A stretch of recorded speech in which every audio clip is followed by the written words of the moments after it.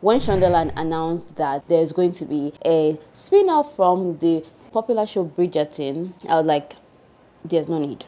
Well, for me, I am new to the whole Bridgerton universe, and I just binge-watched the 2 seasons 2 weeks ago. This spin-off is better and more interesting than the 2 seasons combined. I agree totally, because I have this love and hate relationship with Bridgerton, but it's mostly hate. Is it a decent show? Of course, yes. I think that they did well, but I'm not just into it where I expected it to be, because we're not able to draw me in. But you see, Queen Charlotte, I did not even want to watch this show. I was yes, even yesterday when it was released, Marco was like, I don't want to watch the series. It's just like a punishment for me. But me, I was just interested in watching it. I don't really know the Queen like that from the series. Yeah. Just a glimpse of her and how she loves gossip.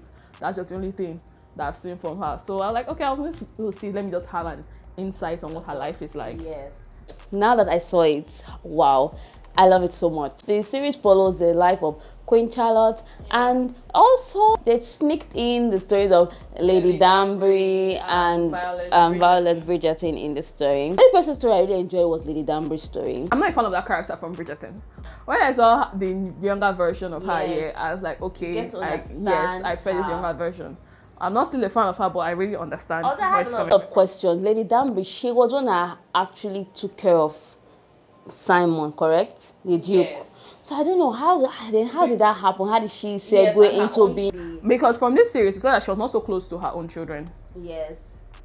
So 4 kids. There are alternating timelines between the past, before everything that happened in Bridgerton series, and what's currently happening. I feel like that showing us that part is not necessarily the present part at all. Like, because everything that was going on there, it's okay, but I didn't really like it. You know that kind of thing when you're reading a book. And we had this alternating point of view, and this boring point of view comes, and I was not even patient with that. Like, please, people should talk quickly. Let's go and see what happened in the past. And I felt like bringing Violet Bridgerton here was not necessary at all. And people are asking how much of this is fiction. The producer of the show have revealed that yes, it's a work of fiction. This is not a history class, but it's loosely based on a 58 years long marriage between the Queen Charlotte, who was actually from Germany, and King George III. Yes, King George was interested in farming, interested in astronomy. There's just some little bits and pieces here of things that were drawn from real life, but largely it's based on fiction. I'm just happy that I was not born in that time, because imagine King's situation. Imagine I was going through that and this is the treatment you want to give to me when I can just pay for a therapist. India, the young Queen Charlotte, she's so beautiful. Yeah. I think she nailed the role. She nailed the role, and the makeup was just nice. They really look alike. I think that's how she looked when she was younger. I've not seen her young picture, but I don't think that that size is. The makeup did very well. There were a lot of scenes that were just like monumental. I feel like it will start trending on social media very soon. My favorite scene, just a very odd, quick scene, and that's the scene where Princess Augusta wet her thumb with spit and tried to wipe off her mouth. So I don't know why I liked it. Okay, I don't even know which scene is my favorite. A lot of interesting scenes, and a lot of quotable lines. In every season of Bridgerton, like, there's a part that somebody has to profess their love in a very grand way, and this one has it too. And I was like, oh, I really like the chemistry. It was not just forced. Yes, it was just flowing naturally from the first moment when they met. Yeah, and I like how complicated the love was. Shonda said she wanted to just let us know how love is. That love is hard and messy sometimes. This story is so well written. Although we know how their love story ends or how it's going, it's still really nice. And you're just drawn into the story even though you know. Exactly.